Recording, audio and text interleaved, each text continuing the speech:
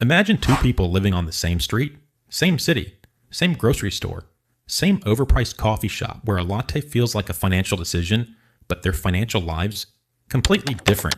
Person one earns about $90,000 a year, solid income, respectable job. Everything should be fine, except their money disappears faster than free pizza in an office. Their place is packed. Gadgets, trendy furniture, random purchases that felt genius at midnight. Their savings account? Let's just say it exists spiritually. Now look at their neighbor. They earn almost half as much, but their finances are calm, quiet, predictable, savings growing, investments compounding, no panic when bills hit, same street, different outcomes, and the difference isn't income. It's how they treat stuff. Because here's the truth nobody wants to admit. Owning more things doesn't make you rich. It usually just makes you busy, broke, and stressed about storage space. But a few minimalist money rules flip that completely. Follow them consistently and your money stops behaving like chaos and starts acting like a system. Let's start with the rule that quietly drains more money than people realize. The hidden maintenance tax. Every purchase comes with invisible baggage. The price tag? That's just the entry fee. The real cost shows up later. Buy a sleek desk setup and suddenly you need lighting, cable management, accessories, maybe even a new chair. Buy a bike, and now you've got helmets, locks, tools, storage. One purchase quietly turns into 5. Minimalists understand that most items don't just take up space. They take up time, attention, and maintenance. Everything you own eventually needs cleaning, organizing, fixing, or replacing. So before buying anything, they ask, is this worth everything that comes with it? And once you start thinking like that, something shifts. Because there's an even more brutal way to evaluate purchases. Think in life energy, not price tags. Most people think in dollars. Minimalists think in time. If you earn $25 an hour and buy something for $250, you didn't spend $250. You traded 10 hours of your life. 10 hours of work, meetings, stress, effort. Sometimes that trade is worth it. Sometimes it's not even close. Once you start translating money into time, impulse purchases lose their shine. That random gadget, now it feels like giving away your entire Saturday and suddenly you hesitate. But then a new question shows up. What about all the things you already own? The vanish test. Walk through your home and imagine something disappears overnight. No drama, no theft. It's just gone. Would you replace it immediately or would you barely notice? Most people discover a surprising amount falls into the second category. Old electronics, unused kitchen tools, clothes you forgot existed.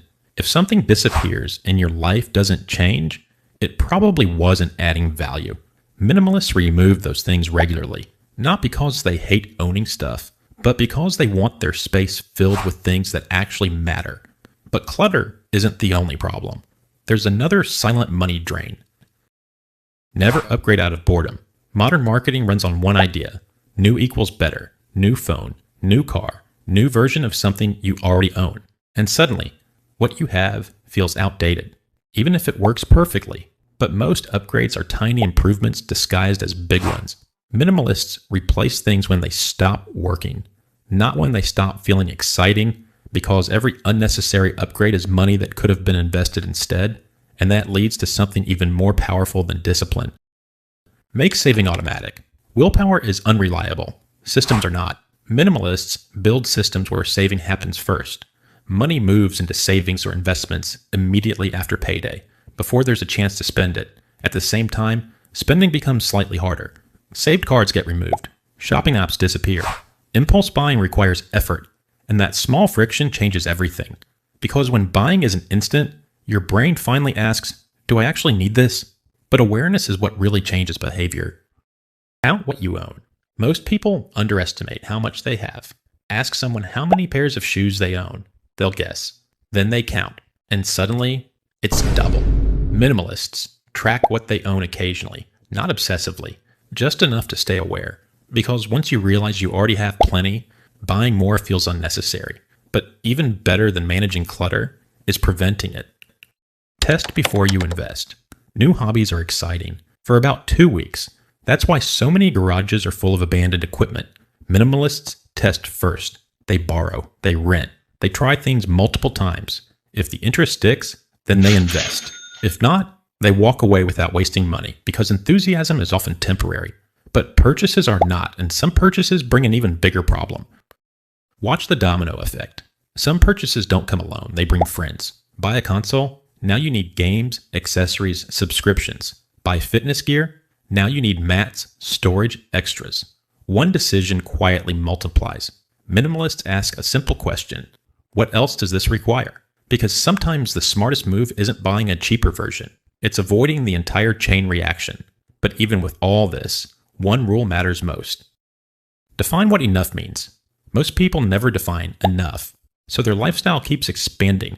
Income goes up, spending follows, and somehow they still feel stuck.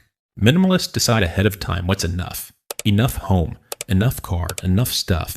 Once that line is clear, extra income stops feeding lifestyle and starts building wealth, which leads to the most important shift of all. Measure wealth by freedom. Real wealth isn't visible. It's not your car, not your clothes, not your gadgets. Real wealth is freedom, the ability to walk away from a bad job, to take time off, to make decisions without financial pressure. That comes from margin, and margin comes from spending less than you earn consistently. Minimalism isn't about having less for the sake of it. It's about removing what doesn't improve your life. Because when you remove the excess, two things happen. Your expenses shrink, and your options expand. Pause this video right now and look around your room. What's one thing you could sell, donate, or throw out today? Comment it below.